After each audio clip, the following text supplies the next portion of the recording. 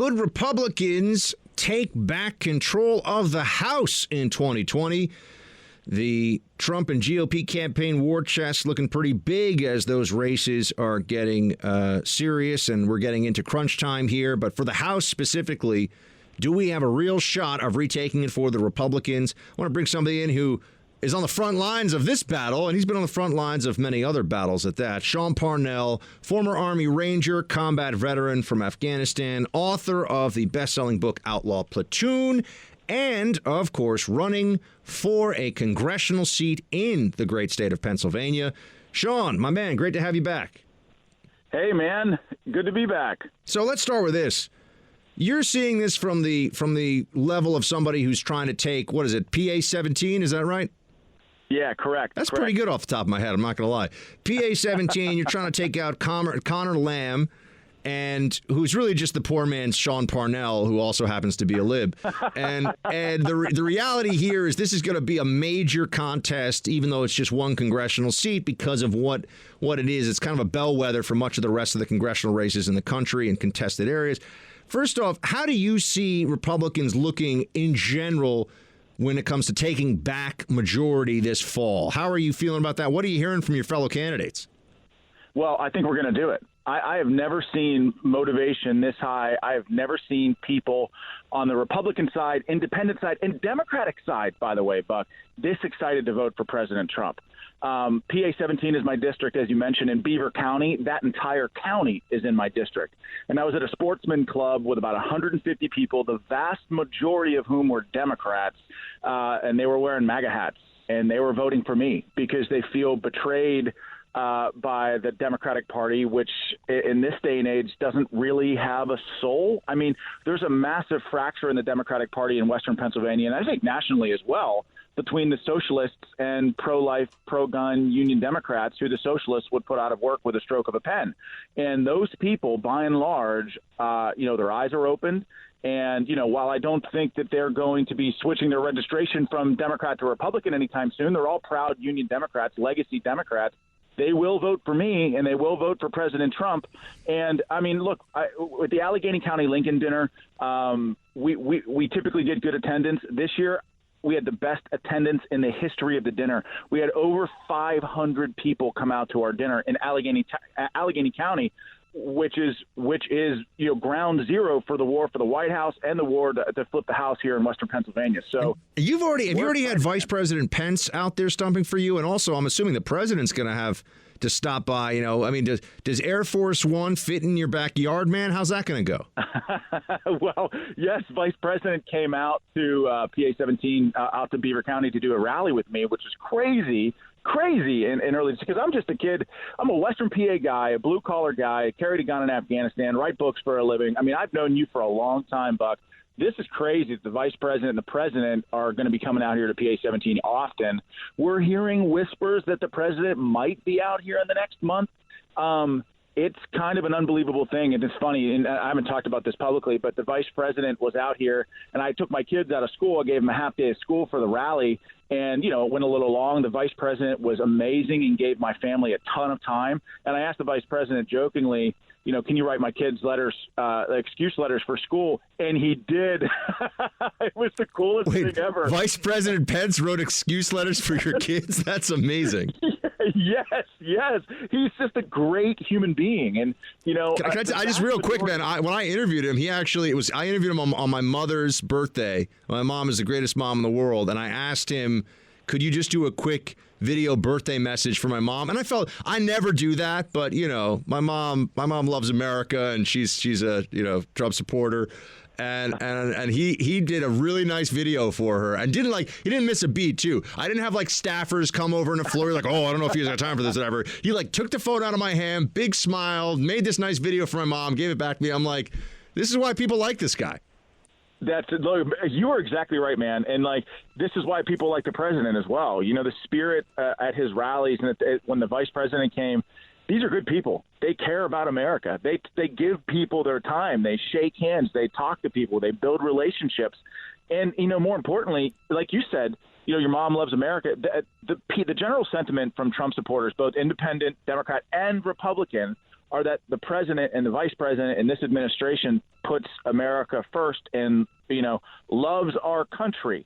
I don't think that we get the same feeling from any of the Democrats in the dumpster fire that is the Democratic debates, which are full of nothing but stale, high-tax, big government liberals who hate President Trump and want to control every aspect of your life. That's not a winning message. And they don't have a shot. I'm telling you, they don't have a shot to beat President Trump in November. And the energy that I'm seeing out in Western Pennsylvania is I've never seen anything like it before. Now, what are you learning? I mean, you're somebody who, like me, you did a lot of national security analysis because of your time in Afghanistan and the Army Rangers. So people come to you for that, right? I mean, and that's a discussion that you and I have had many times in the past on some of those issues. But you are also someone who follows politics even before you got in this race very closely. As somebody who's doing it now, instead of somebody who's commenting on it or sharing their thoughts on various political races, what's just some of the stuff that you've learned from running for a U.S. congressional seat? Well, I would say that people, and this might sound like politically, but kitchen table issues matter to the people of Western Pennsylvania. Putting food on the table for their families and making sure that, we keep taxes low for everybody in America so that they can invest that money the way that they want. In businesses, we talk to businesses all over Western Pennsylvania. These people and these businesses are just starting to get profitable again after 8 years of oppressive regulations under the Obama administration. Businesses all across this district and in Western Pennsylvania are hiring 20, 30, 40 more people. In fact, there aren't enough people for the job openings that they have. They're buying new equipment. They're expanding their businesses. And these are largely blue-collar union Democrats that are working. And they're making more money today than they ever have before. More women in this day and age are working than ever have before in the history of our country. We have peace and prosperity, and this is something that is a bipartisan thing. People feel safe. People feel like the economy is working for them, and these tax cuts have been a huge deal to middle class Americans of all political walks of life. And so, I think we always talk about national level issues, impeachment, and everything like that. But most Americans, and especially the people here in PA 17. They care about, putting food on the table for their families. They care about paying their bills. They care about the cost of prescription drugs. They care about, health care and our broken health care system and the need to reform with market-based innovations, not government monopoly on health care. All of these things matter. And again, these are things that affect Americans in their day-to-day lives. And, part of my job as someone who's running to represent this district is to have answers for the American people and solutions for their families to help put them in a better place to be successful. Now, Sean, I'm sure you saw this.